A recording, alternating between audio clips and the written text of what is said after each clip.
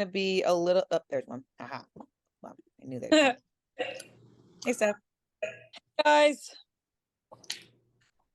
Steph, what's the countdown? May 1st. So how many days is that? Not a lot. 12? No, like 12. Yeah, I was just gonna say like 13, 12, 13 days. Man. Can't wait. All right. So today is not necessarily like one thing focused. We took that, the poll, and we're going to kind of go over some of those questions. So the first question that was asked was about workouts in a cut. Whoever this was, right, says they still feel like they are trying to hit an RPE, which for my newbies, right, an RPE is rate of perceived exertion, which means how hard are you lifting, right? So RPE means, are you basically failing? A 10 would be you can't get that last rep up. You can't finish it. Even after trying for like 10 seconds, you can't get it up. Okay.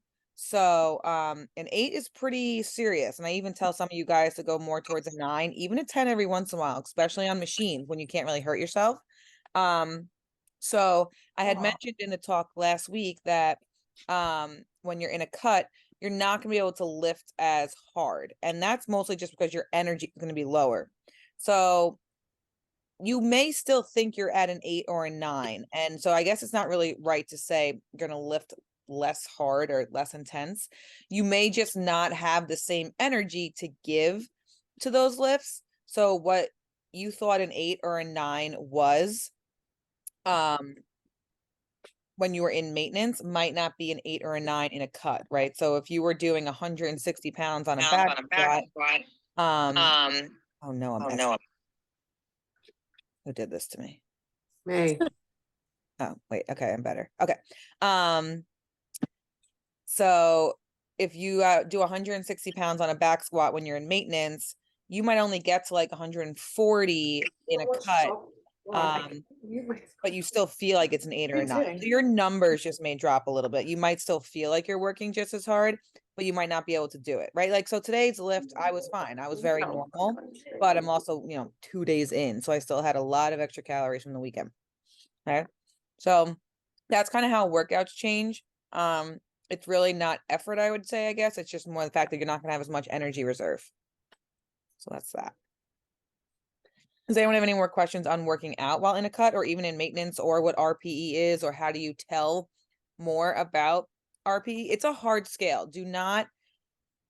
Don't get upset at yourself. Don't get like bummed out. They're like, I don't really know what an 8 or a 9 is. Like, this is hard.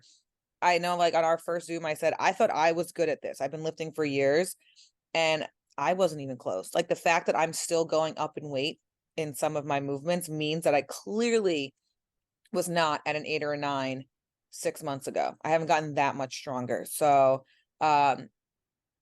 there's really just this whole new barrier you have to push through. Like, and when you guys send me videos, it's really good for me to see. And 90% of the time, I'm going to say, you can go heavier. And I'm not just being annoying.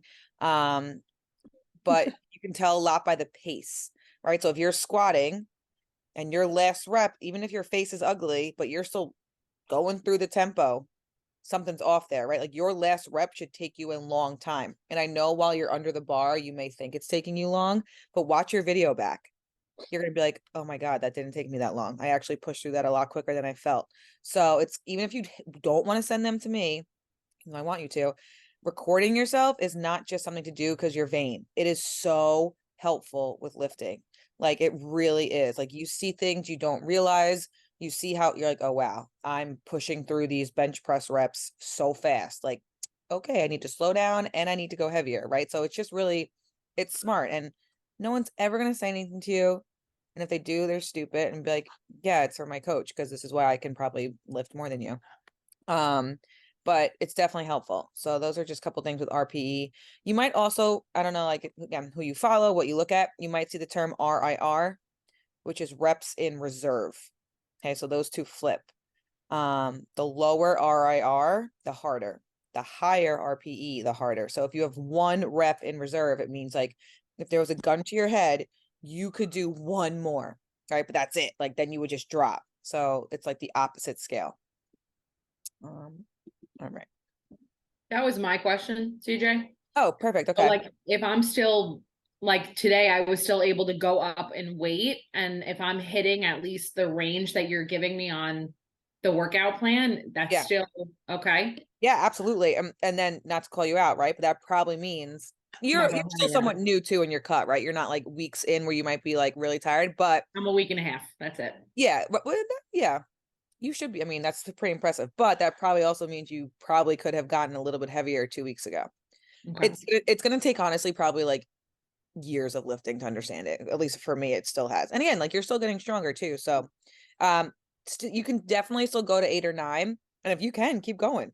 Okay. Right? Don't like purposely cut back unless you start to see that you're like tweaking a little, like, like you're hurting a little bit more or your recovery starting to damper off. Then we might want to pull it back a little bit, but don't Okay. necessarily cut back just because you're in a cut. All right. Thanks. No problem. Okay. The second one, volume in meals. My lunch and dinner are about 300 calories, so I end up having to eat a lot of snacks. Is that bad? Steph, did you want to take this at all? Do you want me to take it? So I feel like with this, I feel like a lot of people have asked me stuff like this, and I feel like obviously, like I know you said the same thing with Skinny Taste. When I do her recipes, I have to add more to her, like her bowls, like Yes. when I because I'm just hungry after, and if once you put it in my fitness pal and you see that it's like 300 400 calories, like a meal should be like 500, you know, 400 500 calories, I Right. guess, give or take. 300 calories is low for like a lunch or a dinner. So I feel like by taking like the Skinny Taste, like the chicken bowl that I did the other day, I added more ounces of chicken and I added more vegetables in there to make sure that I was like filled up. Instead of snacking, I personally, if I eat a ton of snacks all day, like I don't feel like Yeah. satiated, like I don't feel full. So I like to have like definitely like a bigger lunch and then have my dinner. But I try to make sure like I've been this week, what I did was I plugged in all my meals for lunch ahead of time to see what everything equaled, to see what else I could add to like any of the bowls. Um, So okay. go ahead, CJ. Um, I know like some of us have been like taught that you know, eat smaller meals more often. That's like been debunked. We don't want our sugar and insulin to go like this all day. Right? Like every time you eat, your sugar, your insulin spikes, right? And we don't want up and down, up and down, up and down, up and down all day. That's why fasting has kind of come into the hot mix a little bit. And like Steph said, like if you snack all day, you're never really satiated. You're also never giving your gut a second to chill out, right? Your gut bacteria is working, working, working, working, working. So we want to make sure our meals are substantial. Now, that doesn't necessarily mean all three, breakfast, lunch, and dinner, have to be massive, right? Start to learn yourself. Like I love dinner, I love night food, right? So my dinner is always a little bit heavier, but I eat a breakfast, lunch, and a dinner and a tiny snack because my breakfast, lunch, and dinner are pretty big. Start to feel yourself out where you'd rather that bigger lunch. Like Steph wants a bigger lunch. I might want a bigger dinner. Some people might love a big breakfast, but you don't want to be eating like every hour and a half, like a 200-calorie meal. You're never going to feel full. You're probably that's probably a pain in the ass to log. Like I can't even imagine. When Um, I first started, I literally just divided my macros and broke them up into like whatever however I think it was like 4 meals, like because it was just easier for me to learn how to track that way because I was able to do it. And like it's harder, obviously it's harder when you have like a family, if you're making dinner and you want to like, make your dinners that way. But like I would just make my 4 meals, put them in there, and I would divide all my macros and make everything even. You could also do that, but just, that kind of goes into the other one when they were talking about how to properly put the meals in, or like how to do like a bigger bulk um dinner. But I feel like it was easier for me at first when tracking my lunches and like just my personal meals, was to just divide them and put them like that. And then once I got the hang of it, then I could like mess around with it a little bit. yeah. And if you're having like a hard time eating bigger meals, we talked about this last week with cutting. don't have a huge salad. Like, you don't want volume then. You have to work up to that. You literally have to stretch out your stomach a little bit. So if you're like, I'm eating this massive salad, but it's only 250 calories, well, get rid of the salad, make it a bowl of like beef and rice and vegetables. We have to sub it out. You have to start thinking of how I can get more calories in at a meal. And again, it might be a little bit tricky to eat it all at once. But you got to get past that mentally too, because we've all thrown down big meals, I'm sure, right? So, but I would definitely suggest not to snack small each day. One, because of the insulin spike. Two, you're definitely never going to feel like full. And three, it's got to be a pain in the ass to log. So don't do that to yourself. All right. Next one was, What all right. if So how to, eating? what?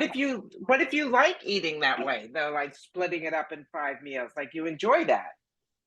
Five's not bad. 3 meals and a snack isn't bad. I wouldn't do like, but if this person's meals are only 300 calories, and then what, 369, she needs like 7 or like 5 or 6 snacks too. So that could play an issue. And again, it's not the insulin up and down every day is not good for you. It was me. I mean, you probably Really? could have guessed that. Yeah. I probably should have guessed that actually. You guys don't have to out yourselves also. Yeah, you don't have to say Oh, like um today, like my breakfast was 660 calories. okay. I Okay. like eating a big breakfast because I go to class and I'm like, I leave for class at 7 and I'm not home until 1. Yeah, that's smart. And I think But that's then smart too. But then my lunch was 330, which is low. It is. Yeah. And then dinner was 586 because I added more chicken. Okay, that was smart. But then my snacks, like totaled in my fitness pal, like that section was 430 calories. And I feel like that's a lot for snacks. No, that's okay because like okay, so I mean I don't know my numbers exactly right now, but like my dessert bowl is usually like 200 to 300 calories alone, and then I have like one other snack a day too. Oh, okay. Because like Yeah. the only thing that my snack was I do yogurt with fruit, I do like sugar-free Jello powder, and then I added cereal. Okay, yeah. So your snack, yours is it. So you were saying like you don't have like an apple and then an hour later have like a bag of chips. You have just like a bigger snack. You almost have like 4 meals. 4 meals, I Yeah, would that's say. fine. That's Yeah, I completely think, fine. like that's definitely like when you're reading the question, like I was just assuming like you're making lunch and dinner 300 calories, but the way you're eating, I think is smart for the way your schedule is. Yeah, I think that's spot on. And like your dinners usually weren't that much. So that correction you made with adding the chicken was smart. Yeah, that was because I had leftovers today. So tomorrow it will be 330 calories. Go to the store. But I'll drop off chicken at your house. I'm gonna steal it on Thursday. Okay, perfect. I'll send it with Brooke in class. Again, you guys don't have to out yourselves, but if you have more questions, feel free. Okay, so how do I properly put recipes in my Fitness Pal? I'm going to send a video to the group again, just because this is a little hard to like speak. I know probably a lot of us are like visual learners, and so me just saying it might not help. So I can send that video, but a lot of it is going to be making recipes, and that like you can input them from the internet, or you can just weigh out every ingredient and add it. Yes, it's a pain in the ass, especially when the ingredients are like 15 ingredients long. Don't pick recipes with a ton of ingredients. If you're not super picky, what I do is I look at a recipe and I'm like, I probably won't taste that, and I don't use it. I probably won't taste that, and I don't use it. I like erase 5 of the ingredients that I think are just like, if it's under a tablespoon, it can't be that important. So I just scoot it. So again, no chef, that's for sure. But She's not Italian, that's why. No, I'm just kidding. exactly. The Germans are very bland. But don't make complicated things and stick to the same stuff. I know it gets a little bit boring, but if you have a recipe index in MyFitnessPal of 10 deep, even just 10, right? That's a lot to go through. And you're going to start to learn how to make little tweaks to your recipes. But again, I'm going to send a video, a YouTube clip that's a lot more helpful than me just speaking it. But you want to stay simple. And here's what I'm also going to say, and this is probably not the best advice for like, you know, to be a coach or whatnot, but I think it's practical. If you are spot on for breakfast, lunch, and snacks, right? Like your breakfast is pretty simple, your lunch is pretty simple, and you're weighing and it's super accurate. Then you come to dinner and you're making dinner for a family, right? This is, I'm kind of speaking from my experience, right? I make my breakfast and my lunch, my snacks for me, so it's easy to weigh.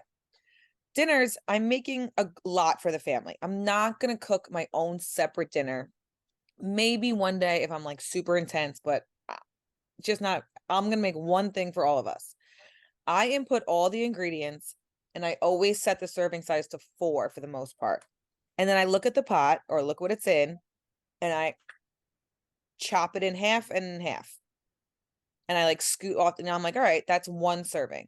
It might not be exactly correct. I might have more chicken than, let's say, the serving next to it did. I might have a couple more peppers than the serving next to it does. But at the end of the day, that stuff is not going to put me anywhere near over calorie or over protein unless I like, obnoxiously scoop more chicken in one side or the other. And again, we're making healthy recipes, we're making macro friendly recipes. If you're off on your dinner by, 60 calories, everyone here is going to be okay. Okay. But that's also because my breakfast, lunch, and snacks are spot on. Okay. So I just think it's a little bit more family friendly to not stress yourself out on making sure you have like an even amount of chicken in each serving and an even amount of peppers in each serving. Yeah, it's not like it's not like eating bag of chips or like sugary things that's going to put you over the edge or change. If you're making those macro friendly meals, then a little extra chicken or a little extra protein is not going to hurt anybody. Right. So, but I will send that video for that person, for the people that it's a little tricky for. I know it's annoying at first. I also have a good one of someone that I just saw too, of like how to pre-log, like how she pre-logs her stuff for the week, and it was really like, it's really helpful. She shows you exactly how she does it. All right, we'll send those in the announcements only. Yeah, I'll send that too. I have a question. Mhm. So, like, you kind of answered it already, like when you said like you cook for the family and then you just kind of like eye it, because that's what I do. Yeah. I'm like, all right, this is like for me tonight, for Kevin, and then like my mom watches the baby, so then like I separate it for her. Huh. So yeah, that's like her payment. So friendly meals. So how would you do it like in a cut though? Do you still just eyeball it? I did today. Okay. I mean, so my meals that I did in the cut are a little bit more suitable for that. So like tonight I made the Crunchwrap burgers. I know exactly like my turkey, I weighed the 4 ounces and made the burgers exactly 4 ounces. So there wasn't really much variation there. But like last night I made the chicken cheesesteak skillet and I eyeballed because at the end of the day, there's peppers, onions, and chicken in there. None of that's gonna kill me. The cheese I weighed, I had it over the hearts of palm noodles. So that also doesn't really, I mean, I could eat 8,000 bags of those and they're like 2 calories. But I tried to pick meals that don't have things in them that I think would, send me over or whatnot. Mhm.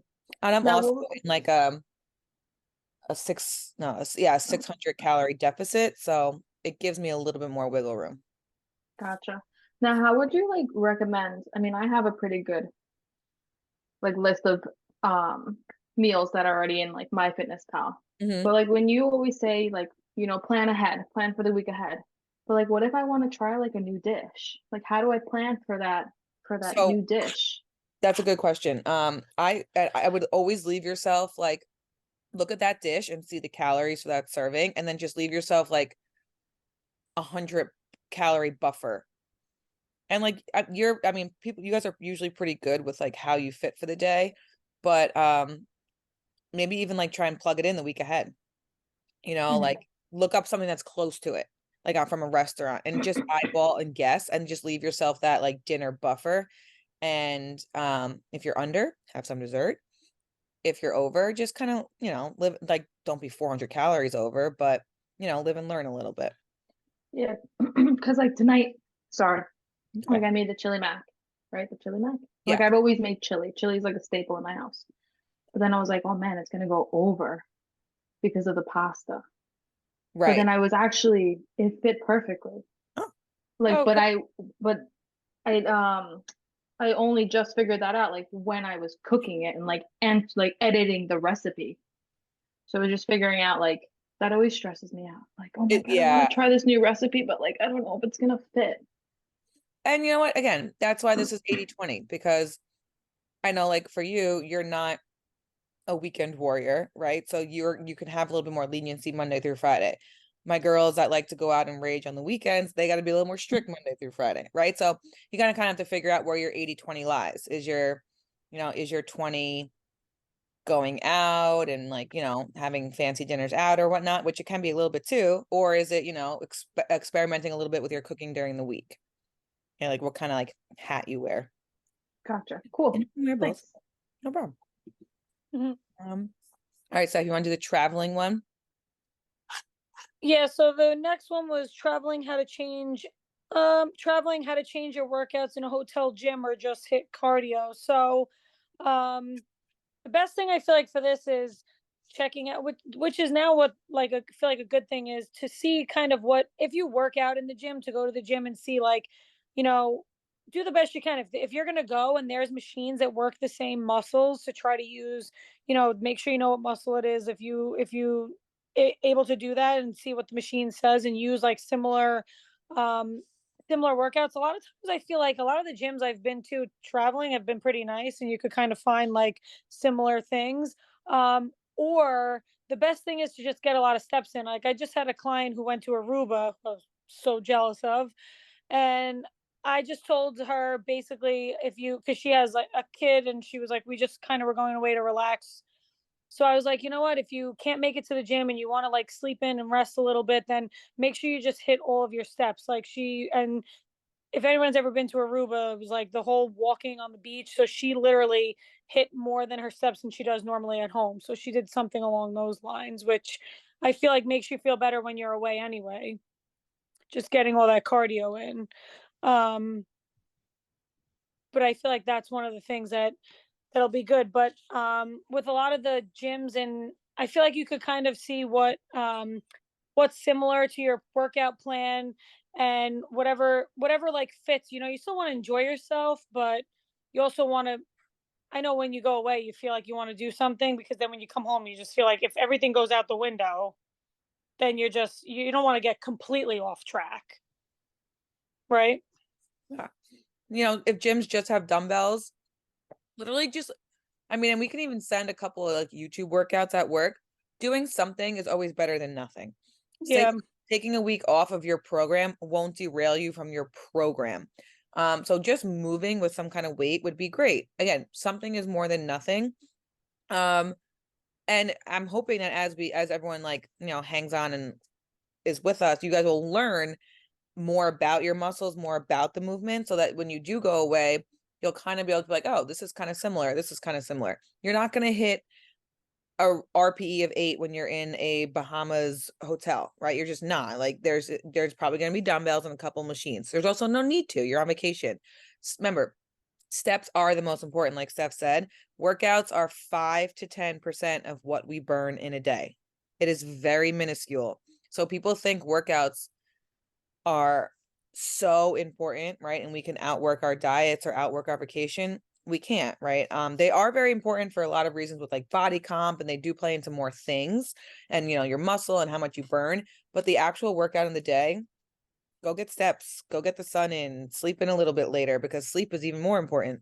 So Yeah, don't being stress. sedentary, I feel like being sedentary is like the biggest thing. So if you're on vacation, you're just laying around the whole time, which you want to do, but even if you're able to get those steps and just move a little bit, like more, like instead of just completely just being like forget it. And like what CJ was saying, you'll learn like going through this program. I feel like you'll be able to tell, and most of you probably can already, like, all right, this was like a leg press, but they don't have a leg press, so let me do something with a dumbbell, or let me do some squats, or let me get some lower body workout in. Like that's better than being like forget it, nothing's here, I don't know what to do. And if it's for not vacation and it's because you travel for work a lot, and you're like, well, if I'm going to travel every month, I can't take every week off for the month. And that's also true. What I was thinking is, I don't actually know this from the client side. Maybe one of you guys can chime in.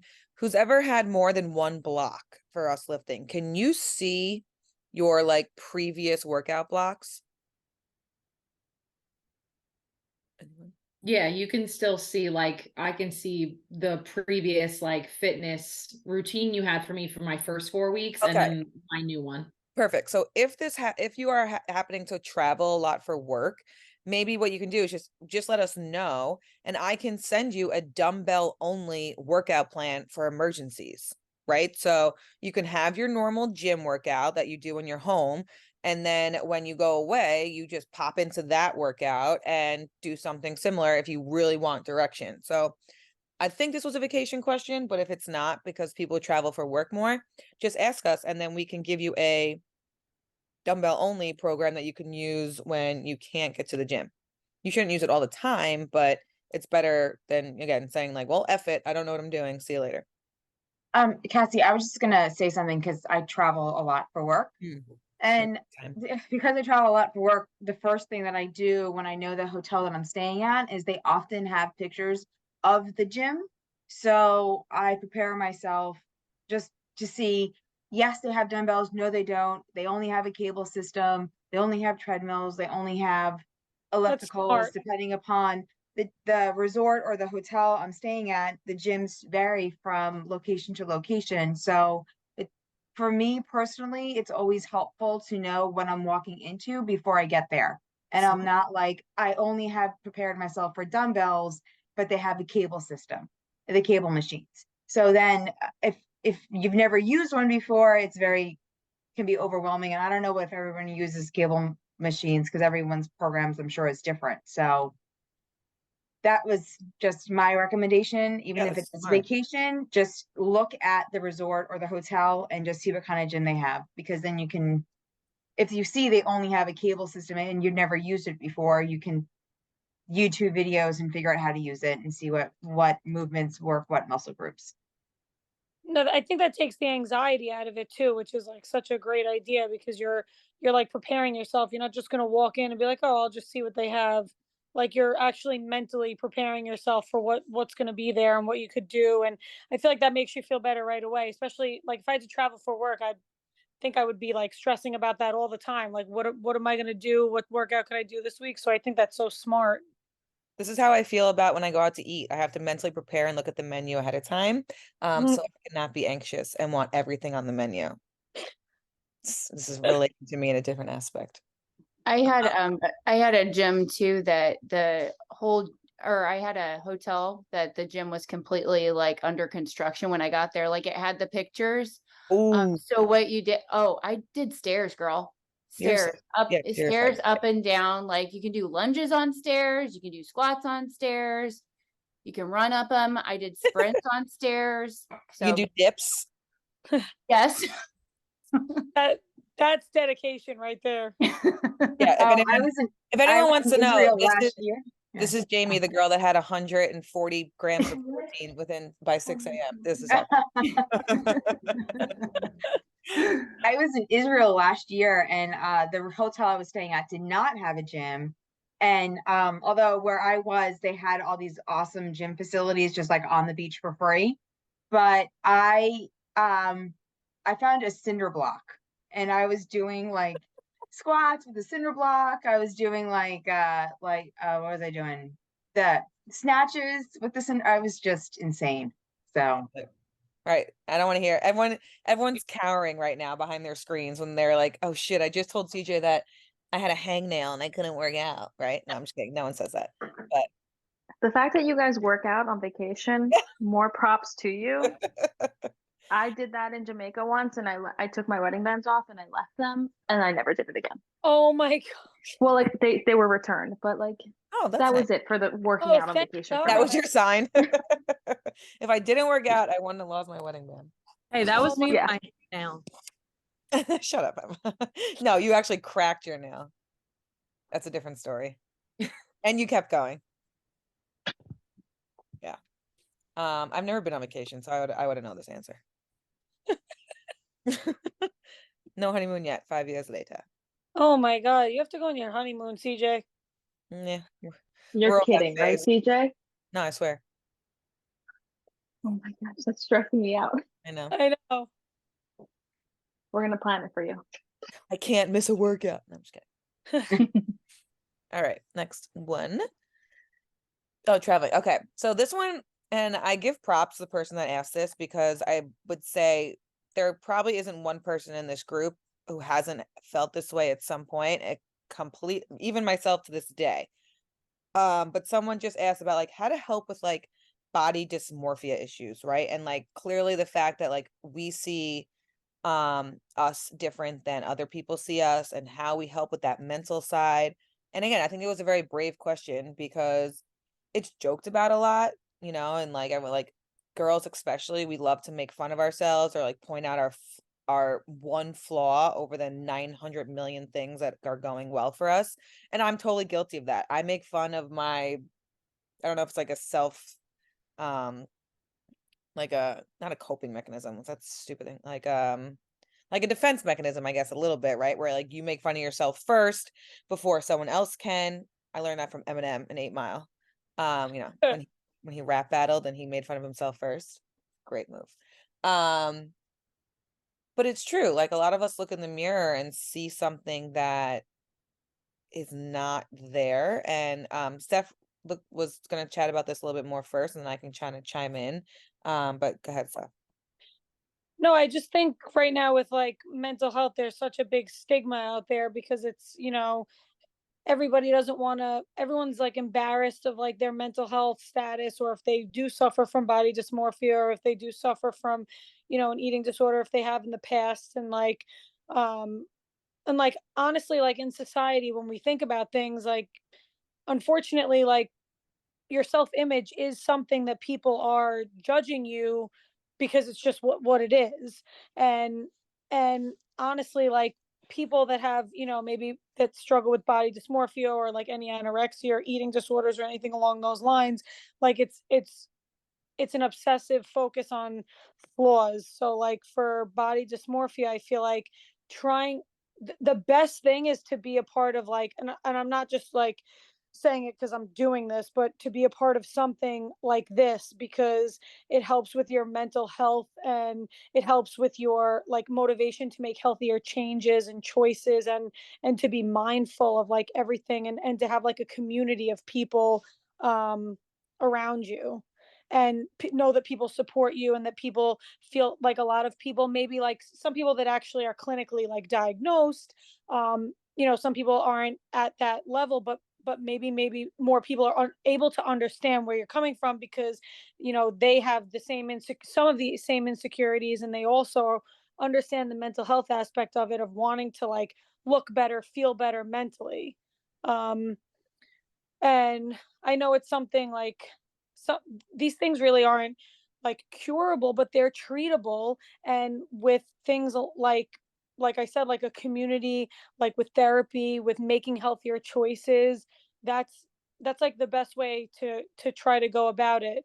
And just like recognizing it and being open to talking about it, and having like, if there are more compulsive like urges, like learning how to replace them with healthier behaviors and things along those lines. But I feel like there's so many things. I know somebody just wrote, which is, I'm glad somebody brought it up, because it's like one of my, I feel like, being health and phys ed, I feel like I deal with it a lot, and I'm always dealing with like the psychologists and psychiatrists and stuff, talking about this with, students. But there's so many things to like focus on and talk about, that if anybody has any specific questions or anything, we could go from there. I don't know, I think I just I think a go ahead. big part too is like recognizing other things that like are scalable and like goals. Like we are a lot more than just like our flesh. Like the fact that a lot of us now are starting to focus on strength in the gym. I kind of think it shifts that mindset of like, I need to look a certain way. Like I know, again, I stopped my cut in January because I wanted to lift heavier, and I was sad that my lifts were going to go down because maybe I was going to lose 4 pounds. So focusing on something else like strength, or again, being in a community like this where we share certain things. Like a lot of you guys text me with the best like news that you find silly, but it's awesome. And I think once you feel comfortable, text those things to the group because it's great for everyone to share the fact that like you're so proud that you put on a size jean lower than you did last summer. Don't just tell me that. Like these women love to hear this, and like even like anyone in the group loves to hear it. And it's also again a thing that's not just about how I look in a mirror, and it's something that you're proud of, and the fact that you hit a PR, or the fact that you're eating more and enjoying it. And again, don't get me wrong, I send like silly like belly fat pictures to my friends all the time, and like people like my friends like Emma probably sees them all the time, like making fun of myself. But that's just because I think it's funny. But if you're really looking at yourself and like hating the skin you're in, there's just more that needs to probably be addressed. um and that's why I always ask you for those like those compliments in the beginning of the week too, because if you're really struggling to find something, not one thing nice to say, then there's probably other mental and mind shift things we need to work on. Like literally any kind of compliment could be that like I fucking packed my lunch today. Like like people don't do that. Or I didn't go to the fast food drive-through and get a Diet Coke and a supersized McDonald's. Like that's a lifestyle that some people live. So we can't be so nitpicky with the good things. We're very easily throw out the negative stuff at us, like about ourselves, but we find it very hard to like give ourselves compliments. And they can be small. You don't have to be telling yourself you're the most amazing person in the world, right? It could literally be like, I know one of my goals this year was to like wash my face twice a day. And that's sometimes what I tell like my coach. He's like, compliment. I'm like, wash my face twice today. Like, took off my mascara, right? Like that's a small thing, but it just leads to better habits and like whatnot. And I also think what I Steph is putting together an infographic of people that we like on social media. Yeah. And I know this is totally cliche and whatnot, but a couple months ago I did it. I sat down and I went through my Instagram and I purged hard, like 600 people out of here. And I know it's like, again, quote unquote, like typical that they didn't bring me joy. But like really, when you ask yourself, why am I following this 21-year-old, no offense, Emma, or my other young bucks, 21-year-old with a slamming bod who doesn't have kids, doesn't have a full-time job. Her full-time job is working out and looking banging. Like, good for her, and I'm proud of her, and I think that's amazing. And good, she's into fitness and health, and that's great. But I'm not her, right? Like, I never gonna look like her again. I have 80 more thousand things on my plate. And at the end of the day, I am comparing myself to her. Like, oh man, why don't I look that in a bikini? Or like, why can't my waist be that small but my ass that big? Right? Like, just doesn't happen. Why don't I look as good in my workout clothes as her? Or like my chest. Oh, well, I nursed two kids for 2 effing years. That's why, like, so I really got rid of people, like a lot of people that almost all influencers, right? Or like all fitness people that I didn't think preached education. I still follow people that educate me because I love learning, but I don't follow people that are just like hot or like I do like after I see them. And I got rid of people that I don't really that I've never really met before, and just a ton of people, and it was nice. And then I started to see really awesome, more positive things come up on my feed too. Like social media is a crazy fucking thing. Like the second you send something, even as a joke to someone, Instagram thinks that's what you like, and it just floods your page, right? Like, I sent a really stupid, like, she was like morbidly obese and dancing and loving her body and all this stuff to one of my friends. And now I get like flooded with like these crazy dancers who need to join this program. But like, go through it. Get rid of the shit that you compare yourself to. Like, we don't need it. Good for them. We're not hating on them, but we're just at different parts in our lives. And the more you start to follow people that educate and preach the right message, the more you'll see it too. The more Instagram will give it to you, and your page will be like uplifting rather than like comparing. Yeah, I think mental health, which I'm sure a lot of you guys know too now, is like mental health is connected to everything, and your gut completely and everything. But like even even like just social media in general, like I try so hard to like preach this to like my students, like or even like my friends like that I went to college with, or people that I know, like posting these things on social media, and you already know like that it's not true, or it's not, or it's enhanced, or there's so many filters, or there's so many. That's why when I post stuff, I barely put like there's no filters on any of my things. If anybody just saw the reel I put up, it's literally it's me. There I am in the gym trying to figure out a machine because I had no idea how to use it. That was so funny. 9 months pregnant, couldn't even fit through the thing where I thought I was supposed to stand, which was a legit reel. Like CJ was videotaping me because she was hysterical laughing because I'm like, I've never seen this machine before. But there's no filter, there's no nothing. And I'm like looking at myself, and like I actually did it the other day because I'm like laughing at the things that I post versus like what I follow for influencers. And I'm like, they must sit there and literally like filter their entire video, where I just like put the reel together and posted it. And I'm like, well, it is what it is. What are people going to, what's everybody going to say? Like, this is like real life, because I hate, like, I've had a lot of friends struggle with like a few eating disorders and mental health issues. And it's a serious thing. And it makes me like, it's upsetting. And I want everyone to realize like, that's not real life. And that's why education is so important. That's why I give props to all you guys that come to these Zooms and like actually dive into the education part, because you're not going to change your mindset if you don't learn, right? If you are still thinking that eating 1,200 calories a day and being a size 2 is the way to go, then you're not going to change out of that mindset. You're going to think the skinniest version of you and the most lean version of you is the best version of you. And it's just not. Like, you are internally not healthy. So by You're also never going to be happy, because if my goal was like a size 2, I'm never going to, my body is never going to be a size 2. Right. It's just not my body type. So it's like we have these like these unrealistic goals when we look at those people that we like, when we're looking at people that filter themselves, or that maybe don't do things the right way or the healthy way, and then we're like comparing ourselves to them.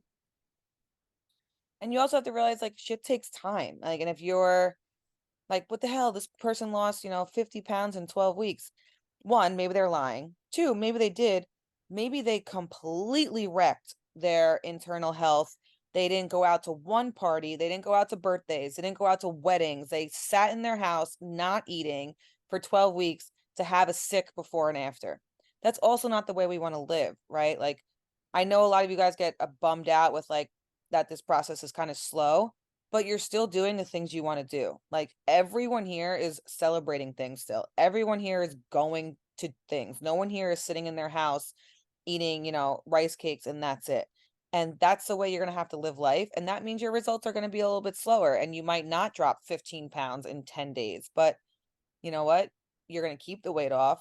You're not going to miss your life events. And again, hopefully you educate yourself and you realize that this lean, sickly version of you is not the best. And I think as we get older too, we start to realize that depriving ourselves of all that food and doing all that cardio, it fucking ages people. Like, you don't look youthful, and you're not hydrated, and your skin starts to show it. And the second you start to hydrate yourself again and fuel your body and get moving, I know it's a corny, but like, you do get a little bit of a glow and like youngness back in your life. You're full. You're not, again, like living on air. So again, I'm not a psychologist. I'm probably the furthest thing from. I'd probably be a really shitty psychologist because I'm a little bit more tough love than most. And I do think there's a borderline between like true body dysmorphia and also like, not and still striving to be better. Like, just because you like look in the mirror and you're like, I want this and this, that's also okay too. Like, you can have goals, you can want to look better. Like, that's why I'm gonna cut. I might look good to some people, but I still want to look a little bit better. That's not body dysmorphia. I might take a picture of my, my belly rolled over my jeans and send it to my friends and make fun of myself. That's not body dysmorphia. That's just, being stupid. So don't think that like body dysmorphia is like a real, and all of us have it a little bit. No one sees themselves the way other people do. Because every time you guys send me pictures, it's usually, I'd say 9 out of 10 times, you guys always send pictures and go, can you even tell which one's before and after? I'm like, yes, asshole. Like, it's actually a major difference. And you can't maybe tell because you're mean to yourself. And I want to take those pictures and send them out to like Google and be like, how about we vote on it to the world? Because every single person minus your eyeballs would be able to tell the before and after. So we are our hardest judges for sure. Cause again, it's very obvious. And I know it's harder to see in your eyes, but we are our worst critics. Again, which isn't always the worst thing because it pushes you to be better. But but just the last thing on body dysmorphia, if there's anybody that really feels like, you know, a clinical psychologist, a psychiatrist, doctor, like you would have to be diagnosed and then go through like a therapy. And, you know, so I don't know, like the question on there was great. I just don't know what direction, because it kind of just said like body dysmorphia. So if anybody wanted to reach out and just ask any like specific questions later on or anything more about it, and you don't want to talk about it now, then that's fine. Just in case it was something more than we thought or something, you know, just if anybody had any other questions about it. yeah, I don't think it was like anything super, super serious because they did make a spelling error and that totally resonates with me and they like made a joke about it. So I'm hoping it wasn't, but I think it's an awesome topic to speak about just because even if we don't have body dysmorphia, again, we are tough on ourselves. And sometimes we have to appreciate and really look at our before and afters and be like, oh shit, like my inches are gone. And again, we haven't sacrificed that much. So no one here has like really entered a crazy cut or like changed their lives completely. And I don't want that. Right. So we have to remember, I heard a really good analogy today, and I'm going to reuse this on my social media, so don't out me. But people think of weight loss as like, okay, I've been working hard for like 3 weeks. Why don't I see something more dramatic? If you put $10 in your savings account, do you expect to have $3,000 in interest in a week? No, that's just not how it works. Like you have to give it time. We're very practical with everything else in our lives. For some reason, like looks, we just like think it needs to be like this. Like again, like if you put money in a savings account, you realize it's not tripling, it's not doubling, it's giving you a effing penny like every month. And whatever, we don't like call the bank and yell at them because that's just how it works, right? Like we're very practical. Again, the tire thing. If we have a flat tire, we don't get out of the car and slash all three. Okay. But with weight and looks and food, somehow that's how we feel, right? When we're on a road trip and we hit a roadblock, we don't just fucking turn around and go back to our house. We sit in it, we wait, we figure out another way. So we're very, very practical in so many other aspects of our life. And so many of you guys are so educated. And like, right. And like all of us have good education backgrounds, but yet somehow like that brain just like goes out the window with like aesthetics. So just try and relate it to other things in your life when you're like angry at your progress or this is taking slow or I don't see something. Send those before and afters to someone who you trust. And like try and confuse them, you know, put the one on the other side. And I will bet my life on the fact that they will easily be able to pick one out. Okay? All of you have made changes. I think that has Can to I do. just add something to that? Oh yeah, go Yeah. ahead. Sorry. So like when you were like talking about like, oh, like if you put, let's say $10 in like your savings account, like you're not going to see it increase like right away. So I was on Facebook, and this kind of also relates to when you were talking about like the influencers and like people that you follow on social media. This girl like posted and she's like, it's been 2 weeks and I lost like, I don't know, I think she said like 12 pounds and like I feel great. And like she's like, she posted like a before and after picture, like a selfie of herself. And I'm like, oh yeah, like you can kind of see like in her face and her neck and everything. So I'm like, what the heck, man? Like I'm working hard. And like, so like I compared myself for a minute and then like I kept reading it and she was posting about forget what it's called, like those like teas. Where you shit What's your that brains out. company? Yeah, whatever that company is. And I was like, oh well, that's why, because she's not eating food. And here I am, like, you know, I'm like trying to get on my macros and I'm trying to like stay on track, and she's drinking tea all day. Yeah, right. So Yeah. like, you is know, that like I had to like sustainable? no, because who would Right. want to drink tea all day every day? But So like, you know, I had to like step back for a second and be like, okay, like this is unrealistic. You can't compare yourself to somebody who's doing like a quick, easy fix that probably won't last, and then they're going to go back to whatever lifestyle they were doing previously. Exactly. But like, I just wanted to relate that to like what you guys were mentioning beforehand. and Yeah. it's so Spot on.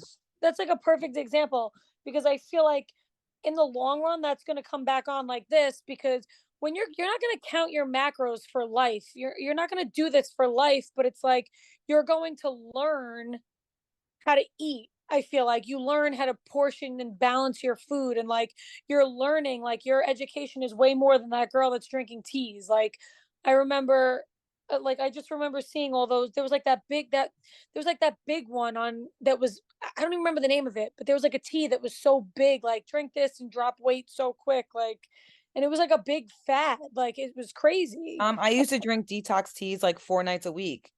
I was I would just you just shit your brains out like that's, and like, oh, I lost 3 pounds, like I'm not bloated, like yeah, because you're wrecking your digestive system. I did it. Yep, did it. Was I there. did one in grad school, and I remember just having a picture of like this tea, and my mom was like, "What are you doing with that all day?" And I was like, "Well, this is my breakfast, lunch, and dinner." And well, first of all, my family's Italian, so they don't even understand what not eating means. And and she's like, "What?" And literally, I almost passed out. I was like, I had Remember to, the Beyonce thing? It was like lemonade, cayenne pepper. yeah, Yeah, and like just drink this all day. like I was apple like, cider vinegar or something. yeah, I know. I mean, again, I did juice cleanses. I did the detox teas. I just ding ding, and this is why I have to see a fucking endocrinologist on Thursday. Whoops. It messes you up, though. It Yeah. really does. It doesn't teach you anything. It just screws your body up, and then you have to like fix your gut, fix your mental health, fix And your again, like no one can stay that way. No one yeah, can drink tea for the rest of their life. No one can, do juice eat cleanses once a cabbage. week every month. Like you are going to gain the weight back. Your metabolism is going to be wrecked. So slow and steady wins the race. Rabbit in the hair. It all makes sense. The person who wrote that book knew what the F they were talking about. And if anyone's ever run like a long distance race, I know you have seen like that old man who you smoked in the first 2 miles who comes back and beats you. That old man happened to me a bunch of times in my half marathons, my marathons. You see this old timer who's like 90 years old chipping away, and you're like, oh, how cute. Yeah, how cute. He passes you on mile 24, and you're like, what the? Because he went slow and steady and he won.